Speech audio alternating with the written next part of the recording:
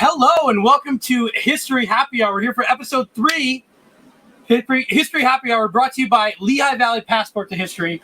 I am your host, George Wacker of Lehigh Valley with Love Media, and we're here today for another look at history that makes the Lehigh Valley so special. Today we're going to be talking about something really interesting, and I've seen the presentation already. You guys are in for a treat. We're talking about early Pennsylvania Dutch therapies for pandemics and other diseases with Dr. Ned Heindel of the Williams Township Historical Society.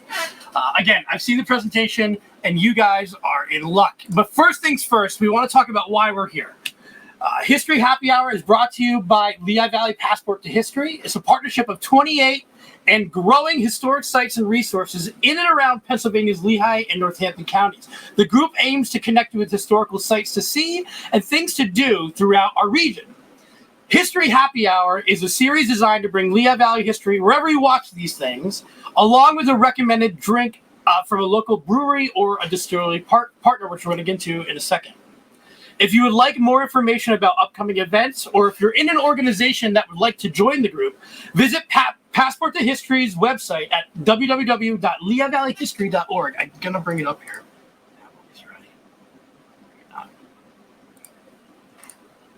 And be sure to join Passport to History Weekend. It's on Saturday, August 15th and Sunday, August 16th for free admission, tours, activities, and at participating sites. Again, you can find that all at their website, which is really nice. And we want to talk too about our drink sponsor tonight, which I'm excited about. I have a bottle with me. Social Still. This week's drink sponsor is Social Still. They produce high-quality spirits on site. If you haven't been to their South Bethlehem location, you should. They produce bourbon, vodka, gin, rum, and rye. The distillery is also home to a restaurant, bar, and a tasting room. Stop by for an amazing meal. I mean, look at that. That's great. The best cocktails, a tour. This is the place that I learned what an angel share was. If you don't know what that is, you should Google it. It was a really interesting thing. The recommended drink tonight, though, and I think Ned is going to talk about this a little bit, is based on an actual cure. I don't know much about this, but apparently bourbon with a bite of onion, raw or warm, depending on what, I guess, is ailing you, is something that they used to do. So tonight's recommended bourbon is Tomboy Straight Bourbon from Social Still. It's handcrafted from Pennsylvania corn, rye, and malted barley. It's a straight bourbon that's aged at least 2 years in American charred oak. It's inspired by the fearless spirit of exploration. Tomboy's pays tribute to the mining history of the American West. And if it's anything like their Sasquatch, I'm really excited to try it. So please be sure to visit Social Still or patronize them. Now, we're going to get to this presentation. So, Ned, we are on the first. We're on the first slide here. Can you take us to our second slide about a parade of pandemics? I am honored to be able to bring this in. I want to talk a little bit to set the stage before Ned starts talking. There are a lot of pandemics that have affected the world. Clearly, these are not just American pandemics, and it's to really show you. If you look here at the bottom, COVID-19 in 2019 is so recent. If you look back at the bubonic plague, cholera, measles, and the flu, we want to think about how did these people in these times deal with it? They didn't have the medicines of today. So, Ned, if you could go to the next slide. About what could you do before modern medicine? Before remdesivir, before dexamethasone, I think I got that right, before chloroquine, which is in the news, before accurate diagnosis, and especially before vaccines, what did people do to combat pandemics? And so, Ned, now is the time where I'm going to bring you on to start your presentation. You're going to take it from here. Ned is a retired professor of medicinal chemistry from Lehigh University and a published author on local folk medicine practices. I'm really excited to see him do this. So thank you, Ned, and take it away from here. Thank you, George. I want you all to meet your instructor. He's the chap there on the left. I've spent 5 decades at Lehigh University teaching medicinal chemistry and pharmacology, which is basically how one designs and makes the drugs of the present era.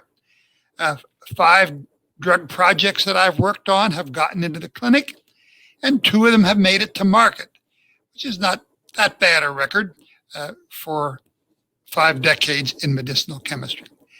But I'm semi-retired now out here in Williams Township, south of Easton, living on Hexenmeister Rock. There's Hexenmeister Rock to the right. It's shaped like the head of a witch. It takes a little imagination. But the local folk have known about Hexenmeister and the witches for well over 2 centuries. It seems that the witches gather here at least twice a year to dance on the rock. Once is the 30th of April, which is Sabbath day. It's the night before the devil's birthday. The other time they come back is at Halloween. But they do pass through every now and then, and some of them stop and talk to me. They've taught me a lot about witchcraft, about healing, and about hexing. How do you remove evil? How do you dispense evil? So let me show you something about what I've learned from the witches of Williams Township. First of all, witches get a bad rap. There are many diseases that are blamed on witches. It was believed that a witch flying by inflicted Job with all the boils and pox as God tempted him in the Bible. There's a German disease called the Hexenschuss, which means the witch's strike. It's a pain in the lower back. And in the olden times, pains in the lower back were believed to have been caused by being bumped by witches. There's also a childhood disease, a rash on the face of children, in which the disease bears the same name as the cure. The cure is the spores of a fern, like a podium powder, if you will. Stripped from the fern and ground fine, spread on the skin. This can alleviate this rash condition. So it's Hexenmeister, or witch's flower, and it's the disease, and it's the cure. Now, we know diseases are caused by bad witches and demons. The Bible tells us at several points that Jesus drew demons out of sick individuals, and in the drawing out of the demon, the person was cured. I want you to remember, though, that there are good witches. Remember the the Wizard of Oz? There was the Glinda, the good witch of the north. She helped Dorothy and her friends. In the Bible, in the book of 1 Samuel, the witch of Endor actually helps King Saul predict the outcome of a coming battle.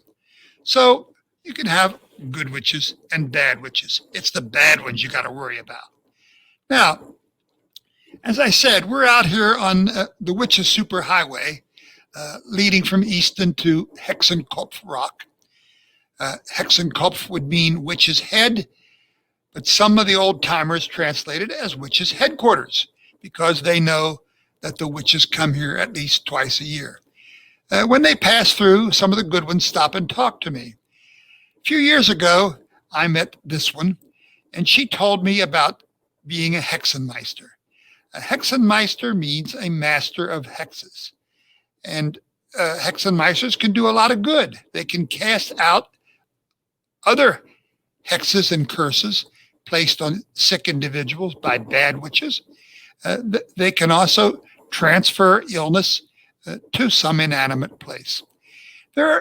Just as I had my stack of textbooks when I was teaching pharmacology and medicinal chemistry, so the Pennsylvania Dutchman's got his or her textbooks, and these are 3 of the most common that you see there.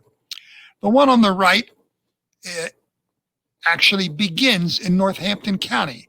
The author of The Long Lost Friend lived in Hellertown in 1804 and 1805 and began the writing of this book, which was eventually published in Reading in 1820.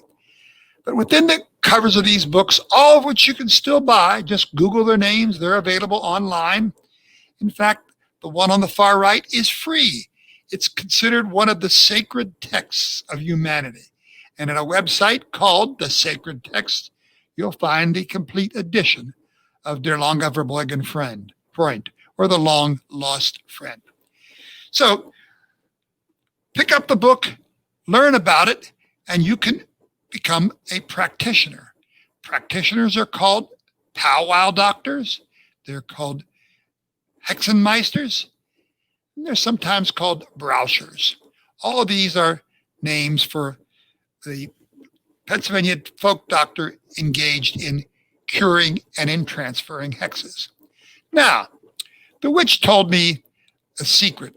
She told me that I could be more powerful and I could channel some of those old powwow doctors of the past if I simply did one ceremony. I had to take my pitchfork and go out into my barnyard and stand on either manure or a piece of dried dog turd. Hold your pitchfork up in the air and swing it around. It's a little better if you do this at midnight on the darkest of possible nights, but it'll still work at daylight. You temporarily invoke the devil. The devil will come down when you speak these magic words. Here I stand on my rotted shit, for Hexenmeister make me fit. And kaboom, you're now channeling a powwow doctor of 2 centuries ago. And I'm channeling Dr. Peter Saylor, a powwow doctor from Robsville who died in 1803. A very powerful cure. So, Ned, so you stand on dog poop and summon the devil and become a Hexenmeister, but then what can you do now that you have this ability? I'm curious.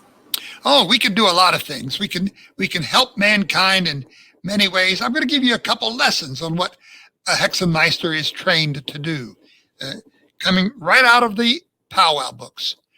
Lesson 1, you can treat digestive diseases in children.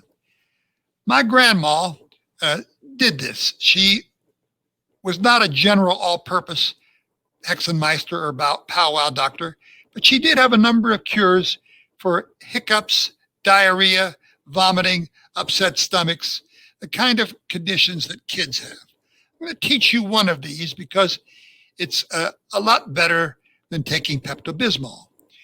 You take the baby that's got the upset stomach. The Pennsylvania Dutch word for this is the opnema. Opnema from abnema, meaning to take away, meaning the kid's health has been currently taken away. You go outside and you find a blackberry bush, and preferably one for which the end has grown back into the ground. And you sit at that blackberry bush and you pass the baby under the blackberry bush to its mother and its mother back to you, doing that 3 times. If you haven't got a blackberry bush, you can do this in the house using one of the legs of the kitchen table. There's another technique that the powwow doctor, the Hexenmeister, can use to get rid of the baby's digestive condition. Have the baby kiss Lincoln's head on a Lincoln penny. Good old Lincoln sucks the illness out of the child, and then with your finger, you flip the penny out of the middle of the road, and there goes the opnema. So, Ned, with something like this, it always interests me. Because is there something factual that could make this work? Is there an explanation of how passing a baby under a blackberry bush or under chair legs in a kitchen might have somehow helped them? Like, is there? Yeah, George, I think there is. You know, just as you would take a child that has the colic and maybe put it over your shoulder and pat it or burp it, this agitation of the child by the mechanical act of passing it under a blackberry bush or under a chair is likely to help clear their gas. Okay? You think they would pick like a less dangerous bush? Yeah. Like, but you got to use the ones that work, George. That's oh, you're right. Okay, go ahead. Trial and error has proven these. We have a problem with witches out here. As I said, they do come and go. The bad ones have knocked over my wood pile. They dried up Linda's milking goats when she had a goat herd. They caused trees to fall across the road. They snapped the power lines. the bad witches can be a problem, but we know how to get rid of witches. There are many techniques. One is a bunch of magic words called the Sator Palindrome, which we have written on our barn. The other technique that's common is to trick a witch into walking over above a certain kind of broom called a bison broom. I'm going to tell you about the composition of the broom that gives it its magic powers, but you have to place it somewhere that a witch will walk above it. So here I'm placing it above a lower door in our barn because there is a door above that through which a witch might conceivably enter our barn. And no witch can cross a bison broom and stay alive. If she crosses the broom and the broom is properly made of a hawthorn stalk, a woodbine twine to hold it together, and birch and straw wipings or bristles, if she's dumb enough to walk across it, she drops dead.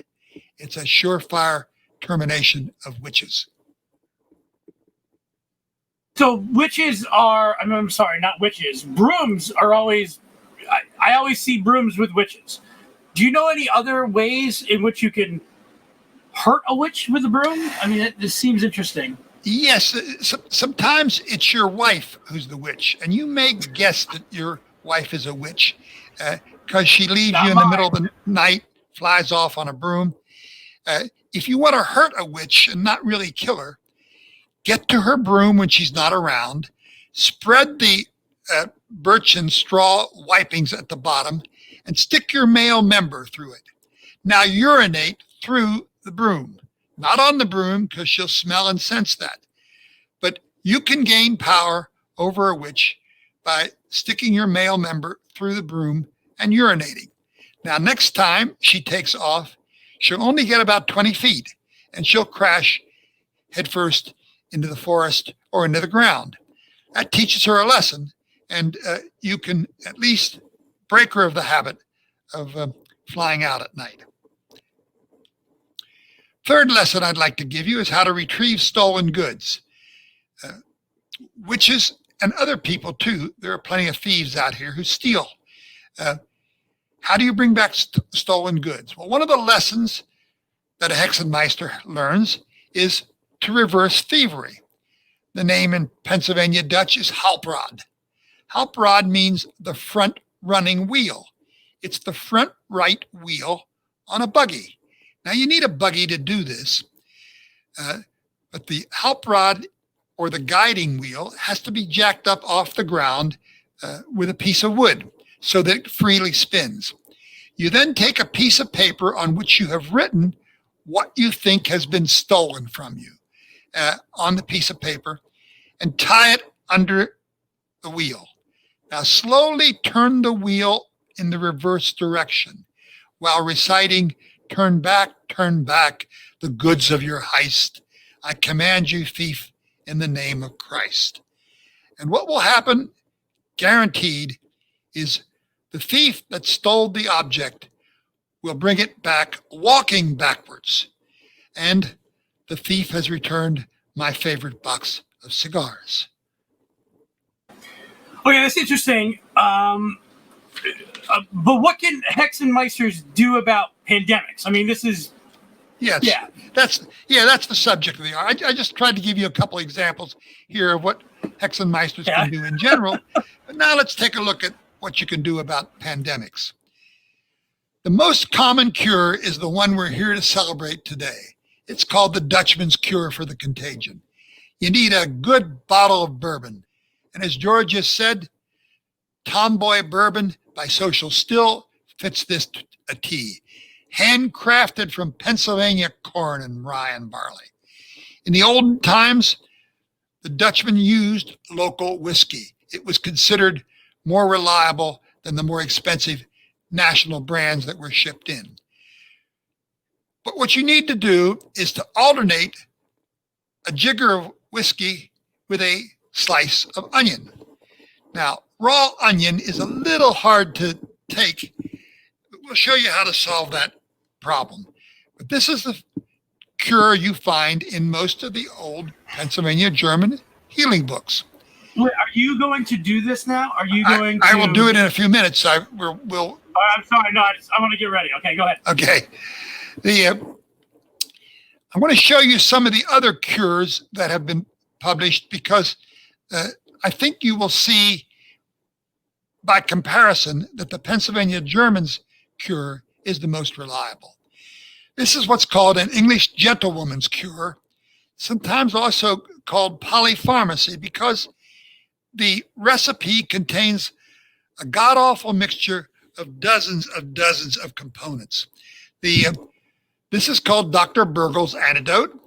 I think you may all know that our executive director of the Siegel Museum and the NCHGS is Carrie Burgle, spelled slightly different. But Carrie tells me that this is her 5 times great grandmother's cure. And it's typical of the non-simple cures. It's got everything in it.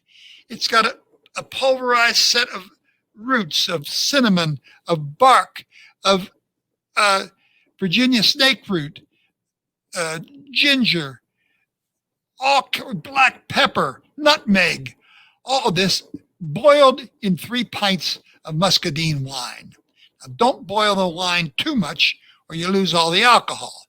But this is considered a cure. It first appeared in a British publication in 1739, and it lasted for many years afterwards. It's a difficult to formulate product. It's got, as I mentioned, everything in it but the kitchen sink. One of the things that it's got in it is mithridate. We'll talk about mithridate shortly because mithridate is itself a mixture of at least 50 components. To make all this stuff palatable, you add a molasses or a partially refined sugar and beat that in well. A spoonful of sugar makes the medicine go down. One of the more interesting other blends is one called the Four Thieves therapy. The Four Thieves therapy goes back to the 15th century in France. Four thieves were caught stealing from the bodies of recently deceased plague victims. They would enter a house where someone was dying of the plague, come back when the person had died. Everybody else was afraid to be there, and they'd strip it of all valuable goods. And they didn't seem to get the plague.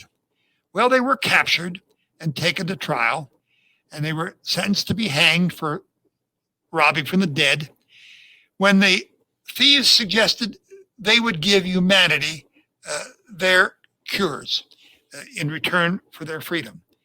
And you can still buy Four Thieves oil today. You can Google it. There are several manufacturers. It also comes in a diluted form as a spray that you can spray on areas where the plague might have been.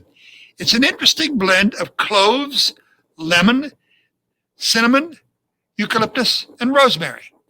And it's carried in turpentine or olive oil, and it can be used orally. It can be rubbed on, can be used around the skin and nose, and it too is a cure and a prophylactic against the plague. Now, I mentioned mithridate. Another name for mithridate is theriac. This goes back to the 1st century Greek culture.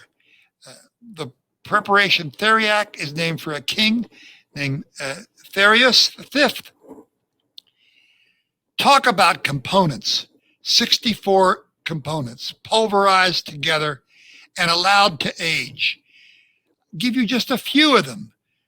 The flesh of poisonous snakes. How about pulverized mummy parts? Pig bile,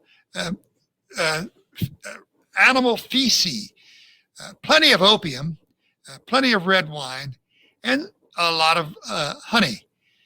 And this is a universal cure, supposedly good for over 100 individual diseases. In Dr. Burgle's preparation, a tiny patch of mithridate is used in that formulation. Why so little? Because this is one of the most expensive drugs of all time. This makes medical pricing of on-patent drugs in the present time seem paltry by comparison. Very expensive product. You can make your own Theriac. You need a sacred bottle or sacred vessel in which to age it. It's a little hard to get powdered mummy, but I think maybe you can find that on the internet. Fox bile, cinnamon, pig blood. It'll take you days to make this because you need over 50 components. So you blend up a few at a time. Use your own Tomboy bourbon to help you relax as you move through this Theriac preparation. But eventually you have your own Theriac component.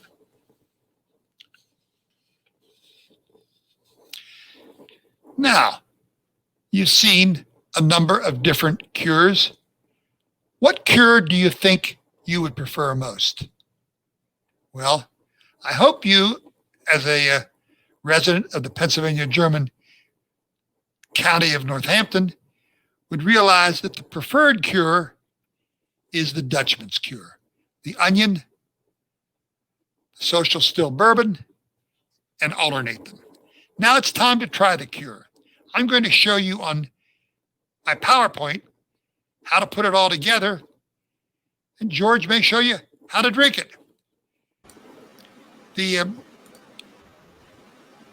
secret to how to make the preparation is contained in a number of books about the plague. I want to introduce you to one that has a particular connection to Northampton County. The German book about treating plagues is this particular one. The title in German, Kurzenbericht von der Pest, means a short report on the plague. The line below the title tells you what's in this book. Moralia, Gemeine Hausmittel, and Politische. That says, in translation, to fight the overbearing plague, read moral essays, frequently that was the book of Job, use your home remedies, and rely on your government. Oh my goodness. Back then, 1630, rely on your government. I wonder if we've ever learned anything since that time. So, that book was printed in 1630 in Stuttgart. It gets reprinted in Chestnut Hill, a Philadelphia suburb, in 1793. Slightly different title and a slightly shorter cover page, Kurzenbericht von der Pest. But it still has, as it says in the title, home remedies, recipes, can't read that one, and political reliance. But this particular one wasn't written and republished for the bubonic plague. It was written for the yellow fever epidemic that George had mentioned earlier as sweeping eastern Pennsylvania. We had several swipes across our area in the 16th and 17th and even early 18th centuries. The one in 1793 killed Mammy Morgan's husband, the famous Williams Township philanthropist. The particular book you see here was owned by the very Dr. Saylor whom I'm channeling tonight, Dr. Peter Saylor in Robsville. It's still in the hands of his descendants, a family named Wagner. But it has, as a supplement to the original Stuttgart edition, 10 pages of improvements. And I'm not sure they're improvements because they recommend frequent bleeding, consumption of excessive mercury oxide and mercury chloride, and frequent enemas. And this advice was brought to you by Dr. Benjamin Rush, one of Pennsylvania's preeminent colonial era physicians, a founder of the University of Pennsylvania Medical School, where they still teach such things as enemas, mercury powder, and bleeding. This book was used by our local powwow doctor. Now, what's in the book? In red on your screen are 4 of the recommendations that I think have merit even in the present climate. The one is to self-quarantine. Get yourself somewhere and stay away from other people. Don't let evil come in your door. Wear a mask. We'll talk about that shortly. Burn fresh juniper boughs, and we'll show you how to prepare that. And lastly, get yourself a good social still bourbon and drink a lot of it. Other techniques that were used for the bubonic plague were to cauterize the inflamed lymph nodes, read the book of Job repeatedly, bleed, and take calomel. The top 4 of these, I think, have some merit. Samuel Pepys was one of the many people who pointed out the merits of quarantining, the merits of staying away from others that have the plague. This comes from Samuel Pepys's diary written during the Great Plague, the bubonic plague of London in 1665. And it points out what people knew then and what the wise people know now. Getting too close to someone with the plague or a pandemic of any kind can bring it to you. And this is what the public houses looked like in London in Samuel Pepys's day. There was no mask wearing. There was no social distancing. There was the consumption of plenty of alcohol and plenty of food. But as you can see, the cup is being passed around. There's sneezing, kissing, social mingling. No wonder Pepys was afraid to go to his local pub. He knew he'd catch the pox. Talk about masks. The version of the N95 mask that was invented for the bubonic plague is the same picture that you see on the bottle of Tomboy Social Still Bourbon. It's the mask that was invented by physicians during the bubonic plague era. Looks like a beak of a bird, and the reason for that is out there in the proboscis, in the protruding part, there was a hinged bottom, and you stuffed it full of stuff that smelled good. Rosemary, spices, coriander, cinnamon, all kinds of things got stuffed up in there in the hopes that as you breathed in, you'd breathe that stuff and the vapors from the plague wouldn't bother you. Now, other advice from Petrus Gabriel's Kurzberichte von der Pest. How to prevent the spread of the vectors that bring the plague.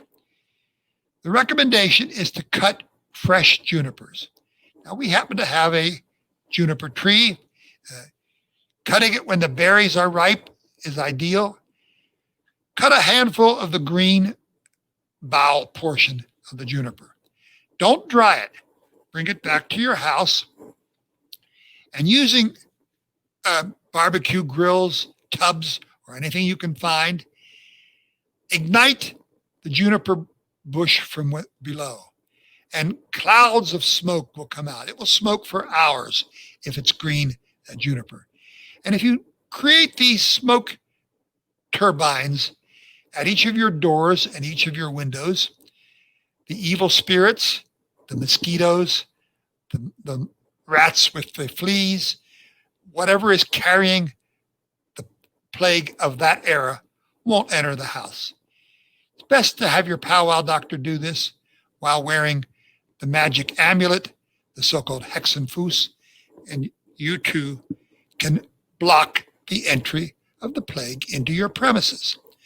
Now, another way to help yourself out in public, of course you're going to wear your mask, and of course you're going to try to keep a social distance, but there is a repellent that can be used.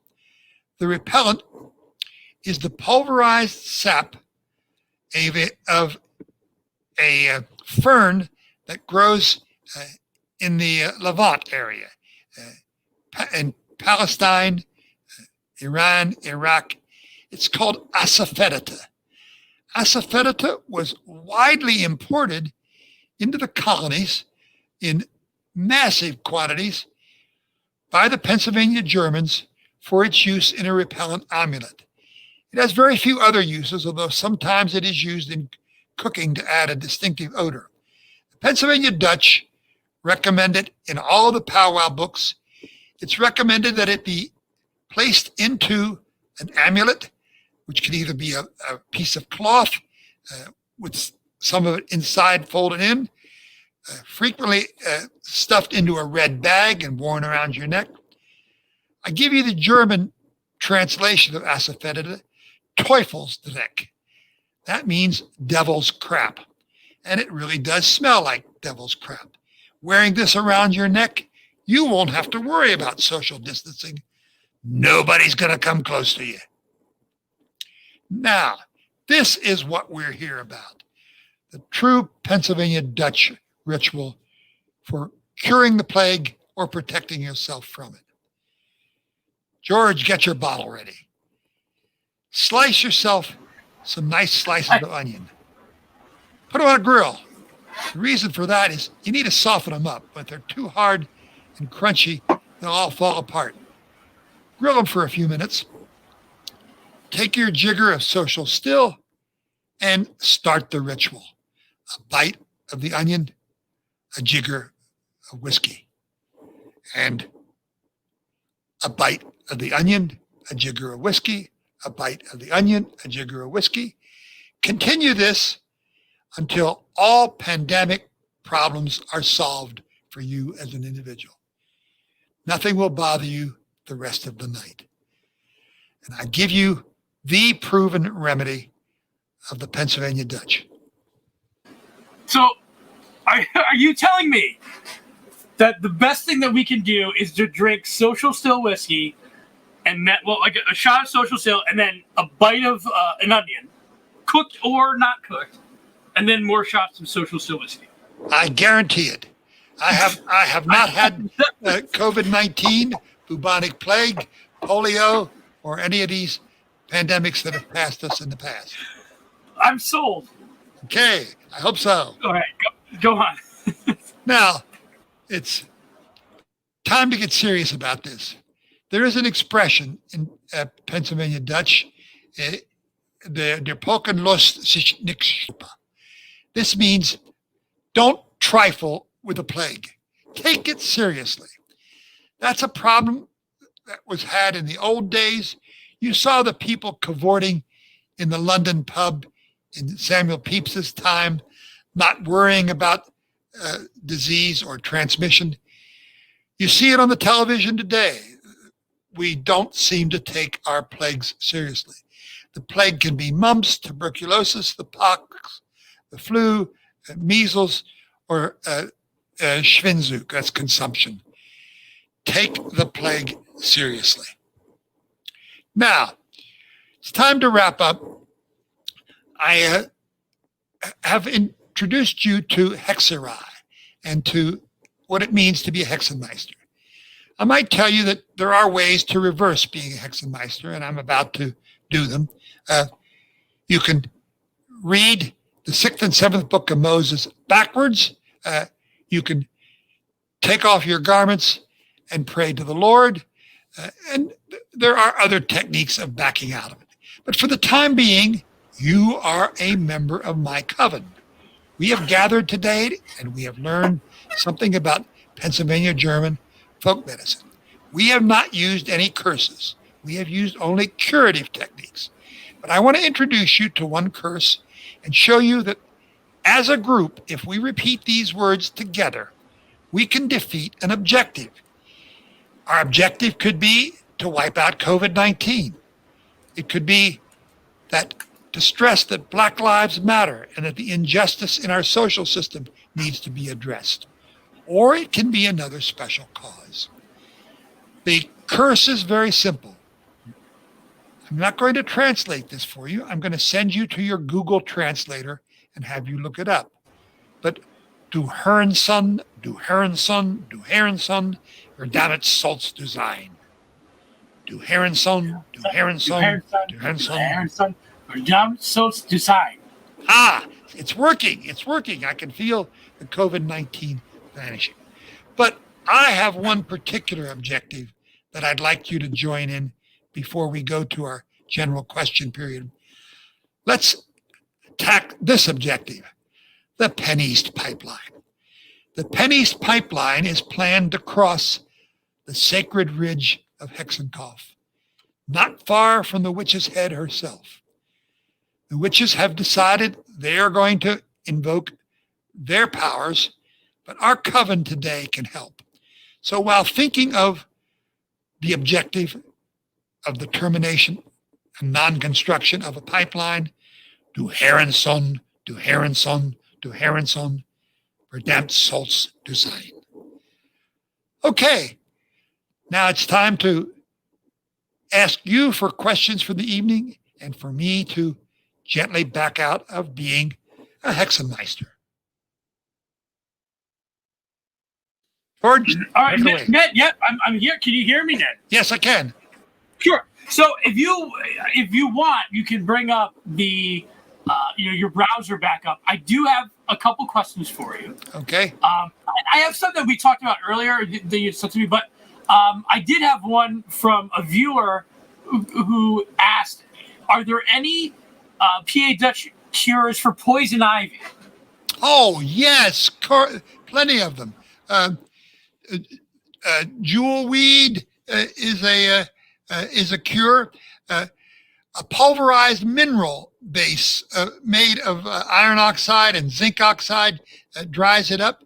And frankly, the same technique that was used on baby rashes, the spores of a fern.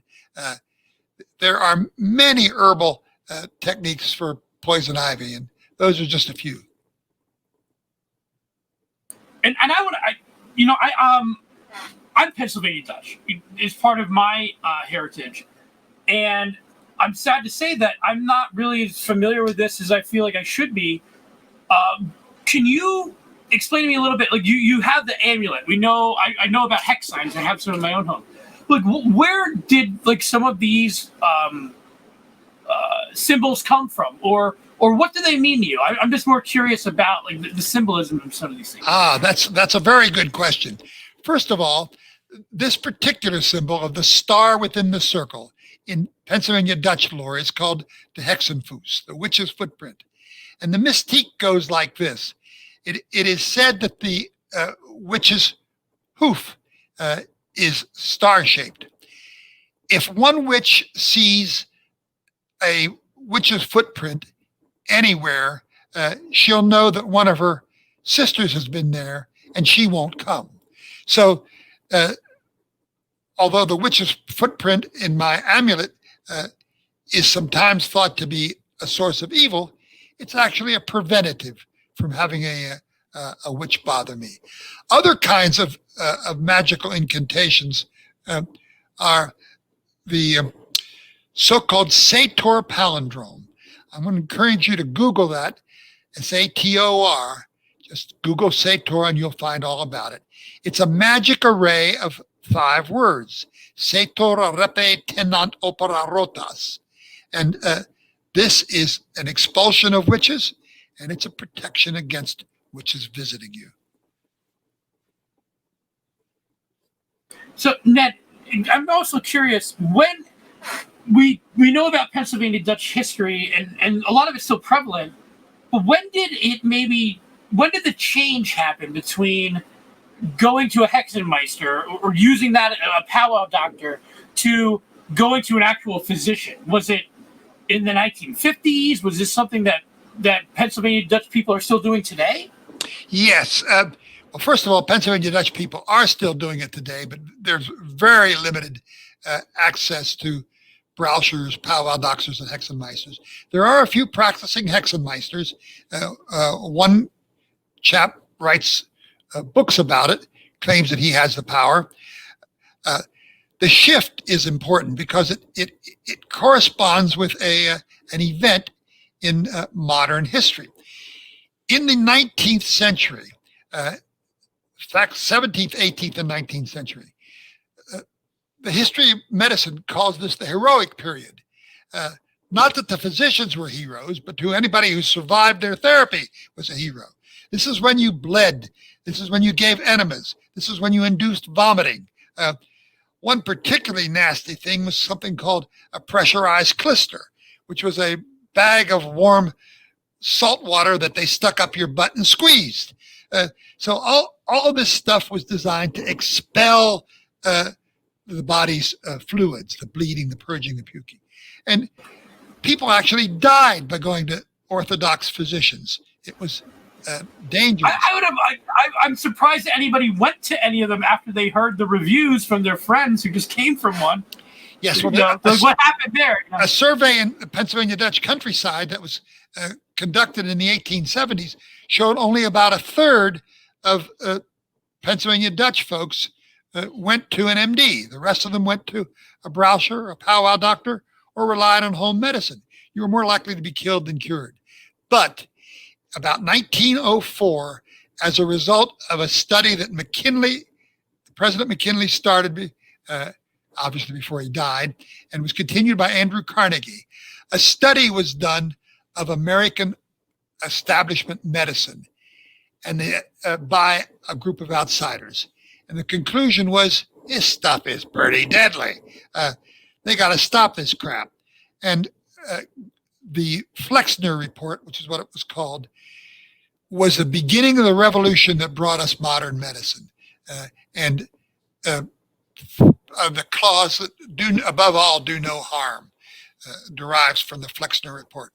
So from 1910 on, passage of the Food and Drug Act in 1907, we start to see people believing and trusting their MDs.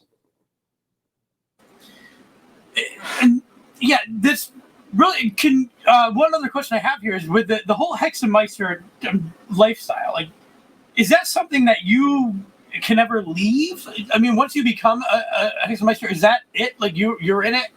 Is there a way out of it? I mean, not that I'm saying that anyone would want to leave. I'm sure it's a lot of fun. But if you wanted to. Let me tell you the most foolproof way to leave.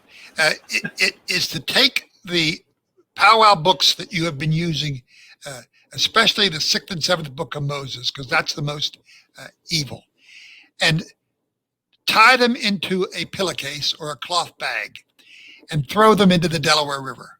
If you get rid of your powwow books, you can reverse the spell.